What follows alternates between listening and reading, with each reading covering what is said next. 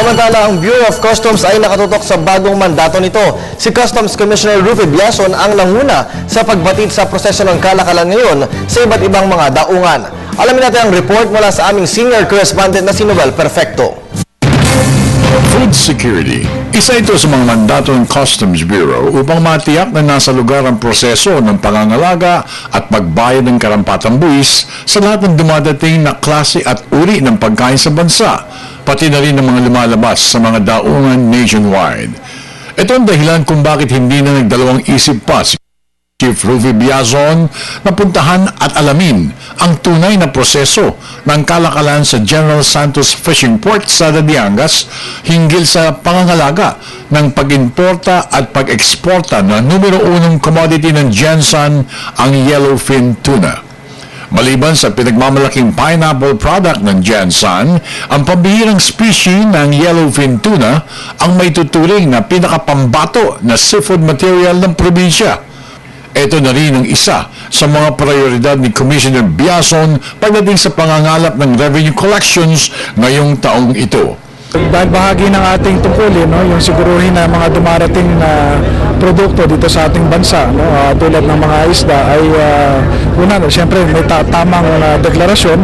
Kung may babayaran na taxes ay tama yung babayaran.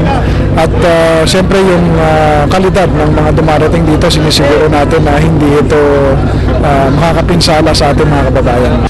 Ipinagdiinan ni Biazon na lahat ng mga pagbabago na nangyayari sa aduana ay bunsod ng panibagong pagtitiwala at kumpiyansa ng Pangulong Benigno Aquino III sa pamunuan at kakayahan ni Commissioner Biazon, lalo sa kampanya para mayangat ang target collection ng ahensya at mabawasan kundi man matigil na ang katiwalian sa Customs Bureau. Consultation natin doon sa ilang stakeholders, and pangatlo, makita natin ang tabuhang ginagawa ng ating mga kasamahan dito. Simple lang ho yung mensahe nyo kanina, kaya nga dapat tumulong, magkaisa tayo lahat, parang gano'n. Sa ika-100 at 11 anibersaryo ng Bureau of Customs, pagkakaisa tungo sa kaunlaran ng ating tema ngayong taon na ito.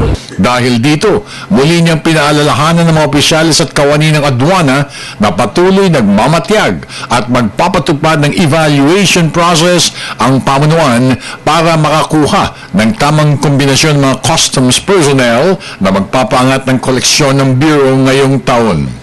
Ang mahalaga sa ngayon, aniya, ay magkaisa ang opisyalis at kawani ng Customs Bureau at makipagtulungan sa pribadong sektor upang magtagumpay ang kampanya ng Bureau na matamo ang target collections nito na 340 billion pesos ngayong 2013. Para nga makita kung gaano ba ang ginagawang proseso dito sa paghahawak dito nasabing yellowfin tuna na siya naman number 1 na produkto dito sa lugar ng General Santos. Kasama pa rin sila rin noon na Noel Perfecto para sa Telebisyon ng Bayan.